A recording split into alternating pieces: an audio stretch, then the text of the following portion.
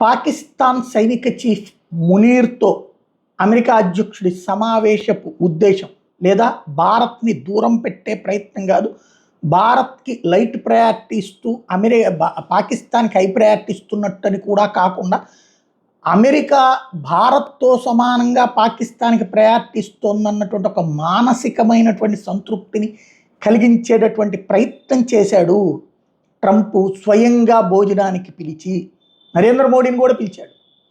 మోడీ వెళ్ళలా అంటే ఇద్దరికి సమ ప్రయారిటీ ఇస్తున్నట్టు. పాకిస్తాన్కి అది చాలు, ఇండియాతో సమానంగా తమను చూడాలని కోరుకుంటుంది. దాని లక్ష్యం ఇప్పుడు స్పష్టమైంది. ఇప్పుడు ప్రధానంగా చర్చ జరుగుతున్నటువంటి B-2 బాంబర్లకి ఫ్యూయలింగ్ పాకిస్తాన్లో జరిగిందా? ఎందుకంటే B-2 బాంబర్లు బయలుదేరిన తర్వాత గోవానా ఈ ప్రాంతం దగ్గర నుంచి చూసుకున్నప్పుడు పూర్తి లోడ్తో కాకుండా అంటే చాలా దాన్ని ఏమంటారు స్పీడ్గానే మూవ్ అయినాయి. మధ్యలో ఆయిల్ రీఫ్యూలింగ్ చేశారని చెప్తున్నారు. ఈ రీఫ్యూలింగ్ అన్నటువంటిది ఎక్కడెక్కడ చేశారన్నటువంటిది పక్కన పెడితే ఇప్పుడు పాకిస్తాన్ ఇచ్చినటువంటిది అంటే ఇప్పుడు జరుగుతున్నాయి రెండు అంశాలు. ఒకటి, పాకిస్తాన్ ఏమన్నా ఫ్యూలింగ్కి సహకరించిందా, నెంబర్ 1. నెంబర్ 2 వచ్చేటప్పటికి ఇరాన్ అణుస్థావరాలకు సంబంధించినటువంటి ఒరిజినల్ పిక్చర్ పాకిస్తాన్కి తెలుసు. పాకిస్తాన్ వాళ్ళే అక్కడ ఇరాన్కి అణ్వాయుధాల్లో సహకరించారు. అణ్వస్త్రాలు తయారు చేయడానికి ఏర్పాటు చేసిన బేసులకి సహకరించింది పాకిస్తానే. చైనా పాకిస్తాన్కి సహకరిస్తే పాకిస్తాన్ ఇరాన్కి సహకరించింది. కాబట్టి అక్కడ ఉన్న డేటా అంతా తెలుసు.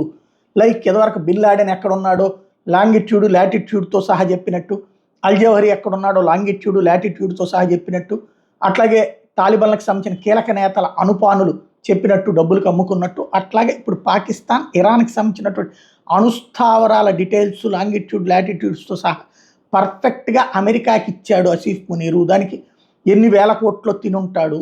అది తీసుకున్నాకనే అమెరికా ఈ అటాక్ ఇచ్చింది. ఎందుకంటే ఇంకా అమెరికా ఆలోచిస్తుంది మనం దిగిన తర్వాత ఏం జరుగుతుంది, ఊరికినే అటాక్ చేస్తూ పోతే ఎట్లా అన్నటువంటి. అణుస్థావరాలు పెనువిధ్వంసం జరగాలని కోరుకుంది. ఇజ్రాయెల్ ఆ స్థావరాలను గుర్తించి కొట్టిన పెద్దగా రేడియేషన్ స్టార్టింగ్ ప్రిలిమినరీ ఉంది తప్పించి పెద్దగా లేదని IAEA చెప్పింది.